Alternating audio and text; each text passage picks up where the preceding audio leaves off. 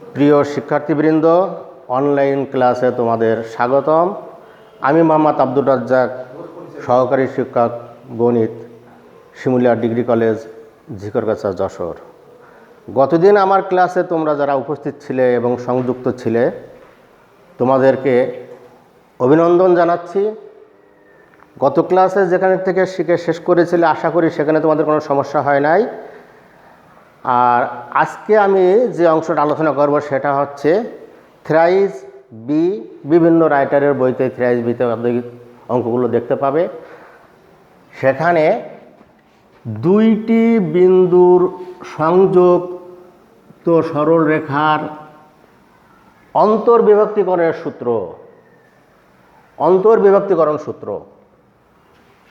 এটা যদি এ বিন্দু হয়, এর স্থানাঙ্ক x1 y1 হয়, এটা বি বিন্দু, এর স্থানাঙ্ক x2 y2 হলে এ বি বিন্দুদ্বয়ের সংযোজক রেখার মধ্যবর্তী কোনো স্থানে, সাপোজ সি বিন্দুতে সে অন্তস্থভাবে বিভক্ত হয়েছে, এই বিভক্ত বিন্দুর ভুজ এবং কোটি বা বিভক্ত বিন্দুর স্থানাঙ্ক আমরা কীভাবে নির্ণয় করব সেটা একটু দেখি। তার জন্য সূত্র হচ্ছে সি বিন্দুর, দেখো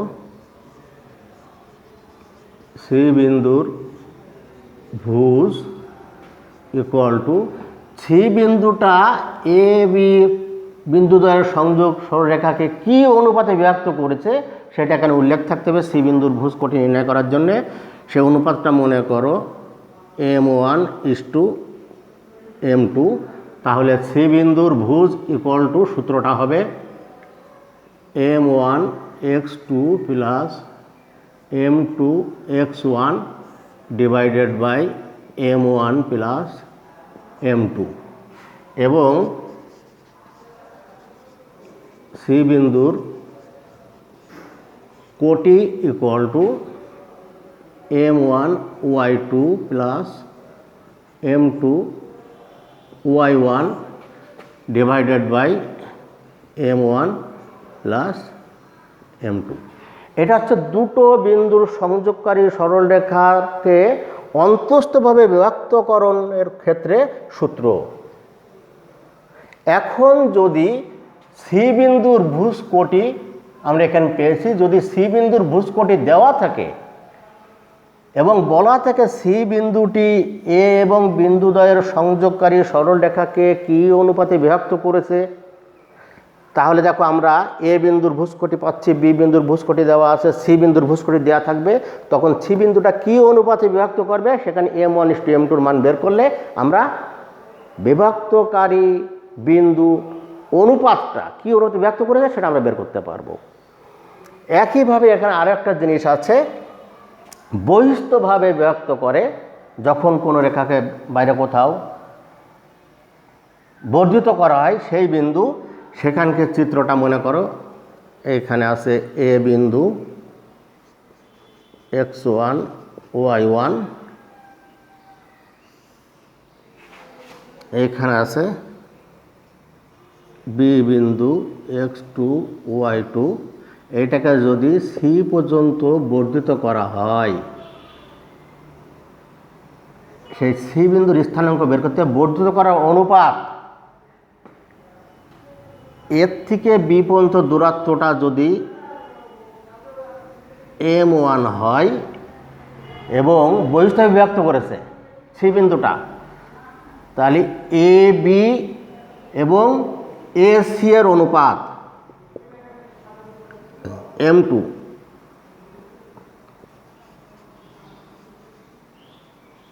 এ বি অনুপাত এসি m1:m2 হয়। তখন এই সি বিন্দুর ভুজকোটি নির্ণয় করার যাবে, এবং যদি সি বিন্দুর ভুজকোটি দেওয়া থাকে তাহলে কী অনুপাতে বহিস্থভাবে বিভক্ত করেছে সেই বিন্দুর অনুপাতটাও বের করা যাবে। তখন সেই ক্ষেত্রে সূত্র হবে সেই বিভক্তকারী বিন্দুর ভুজ equal to m1x2 minus m2x1 divided by m1 minus m2। এখানে ছিল প্লাস, এখানে ছিল প্লাস, এখানে মাইনাস, এখানে মাইনাস হবে। এবং কোটি হবে কোটি equal to m1 y2 minus m2 y1 divided by m1 minus m2। এই সূত্র দ্বারা বহিস্থভাবে ব্যক্তকারী বিন্দুর ভুজ এবং কোটি আমরা নির্ণয় করতে পারব। এই সূত্র নিশ্চয় বুঝতে তোমাদের কোনো সমস্যা হওয়ার কথা না।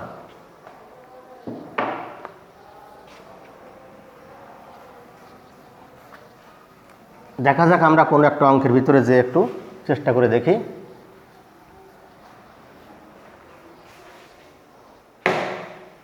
তোমাদের বিভিন্ন রাইটারের বইতে অঙ্কগুলো খুঁজে পাবে।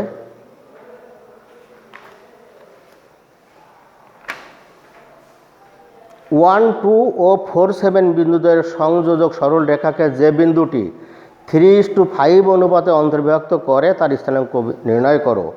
1, 2 ও 4, 7 একটা বিন্দু আছে 1, 2 ও 4, 7। এই বিন্দুদ্বয়ের সংযোজক সরল রেখাকে যে বিন্দুটি 3:5 অনুপাতে অন্তর্বিভক্ত করে, তাহলে আমি চিত্রটা দিয়ে এরকম করি, দেখো তো এ বিন্দু 1, 2 আর এইটা হচ্ছে বি বিন্দু 4, 7 যে বিন্দুটি অনুপাতটা দেওয়া আছে 3:5, এই জায়গায় মনে করো বিন্দুটা সি বিন্দুটা এটা বিভক্ত করতেছে 3:5। এই 3:5 অনুপাতে সি বিন্দু যদি অন্তঃস্থে বিভক্ত হয় তাহলে সি বিন্দুর স্থানাঙ্কটা বের করতে হবে। তাহলে আমরা অঙ্কটা করি। সি বিন্দুর ভুজ দেখো m1 x2 plus m2 x1 divided by m1 plus m2 এই সূত্র প্রয়োগ করে আমরা পাই, দেখো ভুজ ইকুয়াল টু m1 হচ্ছে 3,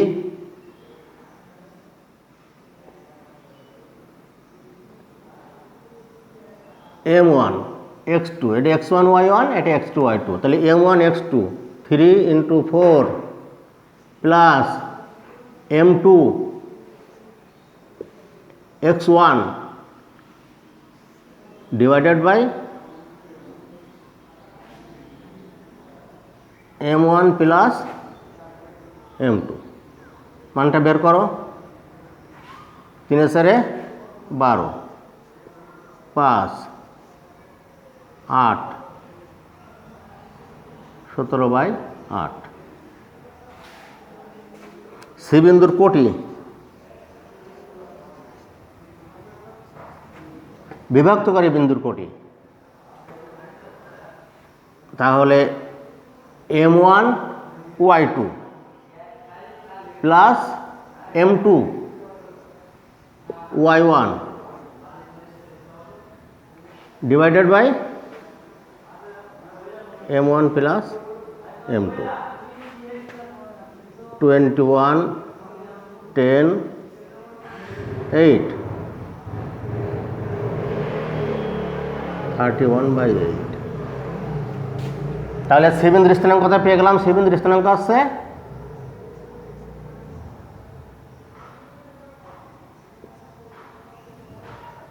তাহলে আমরা উত্তরে লিখে দেবো, অতএব সি বিন্দুর স্থানাঙ্ক এত এত। ক্লিয়ার? নিশ্চয়ই এখানে বুঝতে কোনো সমস্যা নাই। এখন যদি আরেকটা অঙ্ক নিয়ে একটু আলোচনা করি, বহিস্থভাবে বিভক্ত করে যে সূত্রটা দেখালাম, -6,2 ও -7,5 বিন্দুদের সংযোগ রেখাংশ যে বিন্দুটি 2:3 অনুপাতে বহির্বিভক্ত করে তার স্থানাঙ্ক বের করো। তখনই কিন্তু একইভাবে আমরা বহিস্থভাবে বিভক্তকারী বিন্দুর সূত্র প্রয়োগ করলে আমাদের অঙ্কটা হয়ে যাবে। তোমরা বাটার চেষ্টা করো, আশা করি সমস্যা হবে না, পারবে।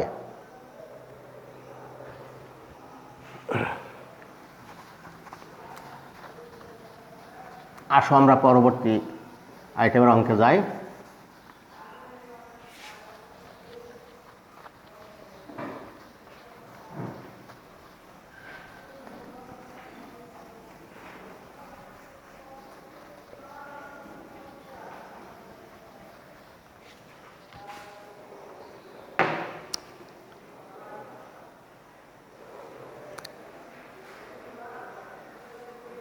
দেখাও যে -3, -2 এবং 6, 4 বিন্দুদ্বয়ের সংযোজক রেখাংশের সমত্রিখণ্ডন বিন্দুর একটি মূল বিন্দু অপার বিন্দুটির স্থানাঙ্ক নির্ণয় করো। দুটো বিন্দু দেওয়া রয়েছে, বিন্দুদ্বয়ের সমত্রিখণ্ডন বিন্দুর একটি হচ্ছে মূল বিন্দু, অপার সমত্রিখণ্ডন বিন্দুটি বের করো। এটাকে নির্ণয় করা যাবে? লক্ষ্য রাখবে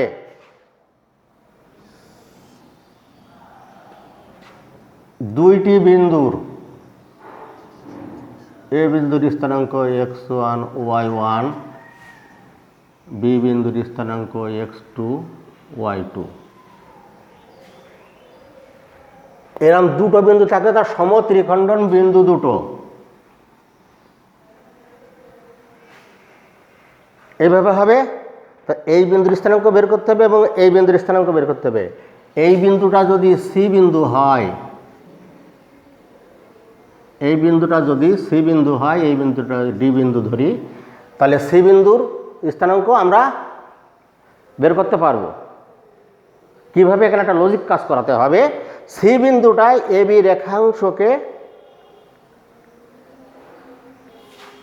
এই পাশে এক ভাগ, এই ভাগে দুই ভাগ, এখানে হবে 1:2 অনুপাতে অন্তস্থভাবে ব্যক্ত করবে, 1:2 অনুপাতে অন্তস্থভাবে ব্যক্ত করবে। এবং ডি বিন্দুটা এ বি রেখাংশকে 2:1 অনুপাতে অন্তস্থভাবে ব্যক্ত করবে। এখন এইখানে x1 y1 না দিয়ে তোমাদের এই অঙ্কটাতে দেওয়া আছে -3, -2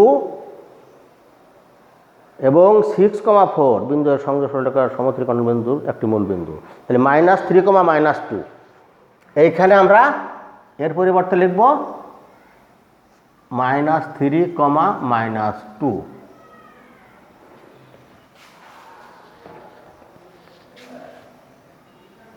আর বি বিন্দুর এখানে 6, 4, 6, 4 এই দুটো বিন্দুর সমত্রিখণ্ডন বিন্দুদ্বয় ধরি সি এবং ডি, অর্থাৎ সি বিন্দুটায় এ বি রেখাংশকে 1:2 অনুপাতে অন্তস্থভাবে ব্যক্ত করেছে এবং ডি বিন্দুটা এ বি রেখাংশকে 2:1 অনুপাতে অন্তস্থভাবে ব্যক্ত করেছে। এখন সি বিন্দুর ভুজ আমরা বের করি।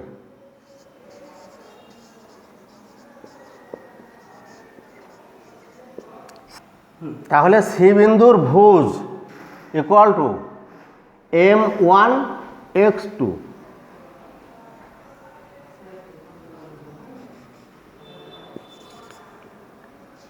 m1 x2 plus m2 x1 divided by m1 plus m2। 6 - 6/3 কত পাইছি? 0। একইভাবে সি বিন্দুর কোটি m1 y2 plus m2 y1 by m1 plus m2। 4 - 4/3 that is 0। অতএব সি বিন্দুর স্থানাঙ্ক কি পেলাম?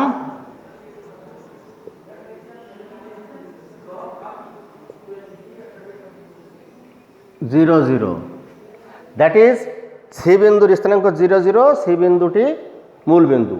তাহলে এই প্রদত্ত বিন্দুদের সংযোজক সরলরেখার সমত্রিখণ্ডন বিন্দুর একটি আছে সি, যার স্থানাঙ্ক 0 0, অর্থাৎ একটি সমত্রিখণ্ডন বিন্দু হচ্ছে মূল বিন্দু। ধরি অপার সমত্রিখণ্ডন বিন্দু ডি, যেটা এ এবং বি বিন্দুর সংযোগ রেখাংশকে 2:1 অনুপাতে অন্তস্থভাবে বিভক্ত করেছে। অতএব আমরা এবার ডি বিন্দুর ভুজকটি বের করি। দেখো, ডি বিন্দুর ভুজ M1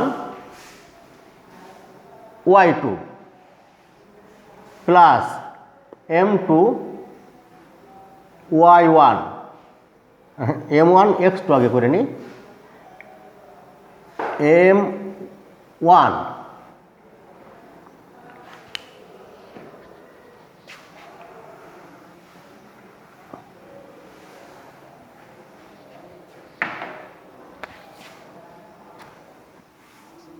M1 X2 plus M2 X1 by M1 plus M2, 12 minus 3 by 3, that is 9 minus by 3 equal to 3। এবং ডি বিন্দুর কোটি M1 Y2 plus M2 Y1 by M1 plus M2, 8 minus 2 by 3, 6 by 3, 2। অতএব D বিন্দুর স্থানাঙ্ক 3,2 এসে একটা answer. আর একটা answer C বিন্দুর স্থানাঙ্ক 0 0, অর্থাৎ সি বিন্দুটা দুটো সমত্রিখণ্ডন বিন্দুর একটি, যাহা মূল বিন্দু। তাহলে প্রশ্নের উত্তর এখানে দুটোই পাওয়া গেল। নিশ্চয় বুঝতে পেরেছো, কোথাও কোনো সমস্যা নাই। তোমরা বাসায় আর একটু চেষ্টা করো, দেখবে অঙ্কগুলো খুবই সহজ লাগবে। এরপরে আমরা আরেকটা অঙ্ক নিয়ে একটু আলোচনা করে যাই। 7,7 ও -5, -10 বিন্দুদ্বয়ের সংযোগ রেখাংশকে এক্স অক্ষ যে অনুপাতে বিভক্ত করে তা নির্ণয় করো। এক্স অক্ষ যে অনুপাতে বিভক্ত করে 7 7 ও -5, -10, দেখা যাক।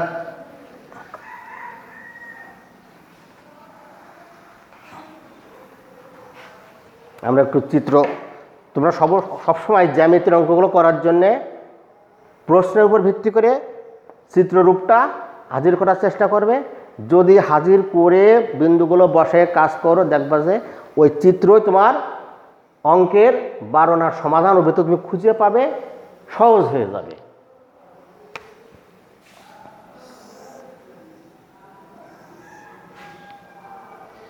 এখানে একটা অঙ্ক আছে 7 7 ও -5 -10, 7 7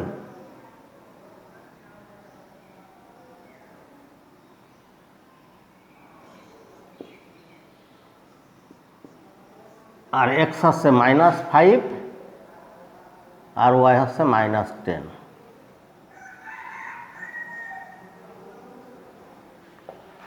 এই জাতীয় ফিগারটা তোমরা গ্রাফে আঁকলে সঠিক কাজে আসবে। এটা হচ্ছে আনুমানিক করা হচ্ছে।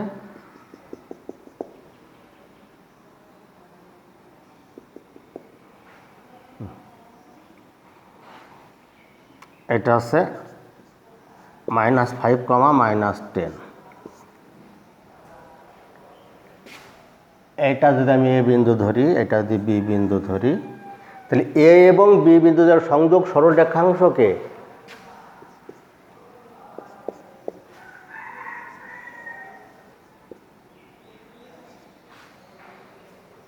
এক চক্ররেখা যে অনুপাতে বিভক্ত করে, প্রশ্নটা আছে এক্স অক্ষরেখা যে অনুপাতে বিভক্ত করে তা নির্ণয় করো। তাহলে এক্স অক্ষরেখা এমন জায়গায় বিভক্ত করতেছে, সে অনুপাতটা যদি এটা পি বিন্দু বা সি বিন্দু দেওয়া হয়, সি বিন্দুতে এক্স অক্ষরেখা বিভক্ত হয়েছে, তাহলে সেই বিন্দুর অনুপাতটা বের করতে হবে এবং বিভাজন বিন্দুর ভুজ বের করতে বলেছে। আরেকটা কথা বলেছে, এবং বিভাজন বিন্দুর ভুজ নির্ণয় করো। তাহলে মনে করো সি বিন্দুটি এক্স অক্ষরেখাকে k:1 অনুপাতে ব্যক্ত করে, কে আর এই পাশে 1, k:1 অনুপাতে ব্যক্ত করে,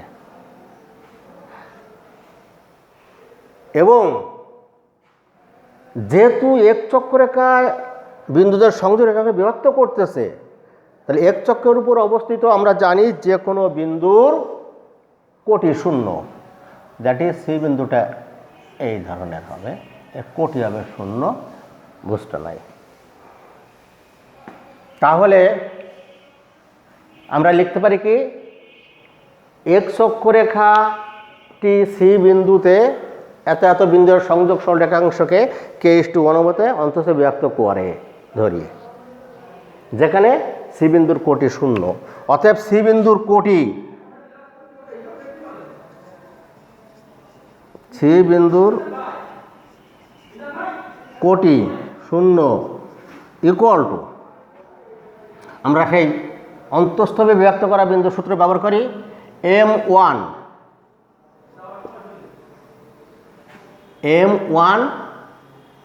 x2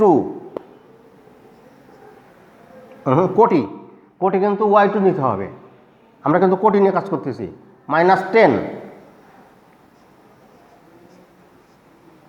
plus m2 y1 divided by m1 plus m2, বা 0 ইকুয়াল টু -10k প্লাস 7, অতএব k ইকুয়াল টু 7/10, কে নিচে কি আছে 1 আছে, অতএব k:1 ইকুয়াল টু 7:10।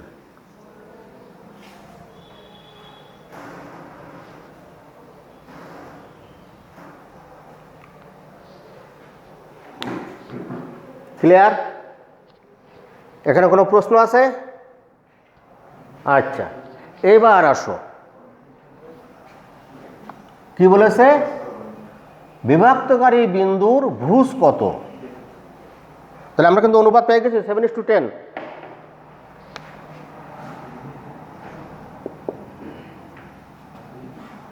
তাহলে বিভক্তকারী বিন্দুর ভুজ বের করতে হবে। এবার আসো আমরা বিভক্তকারী বিন্দুর ভুজ বের করি।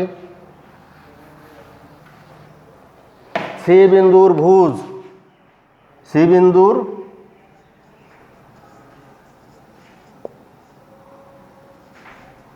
ভুজ equal to m1 x2 m1 x2 plus m2 x1 divided by m1 plus m2,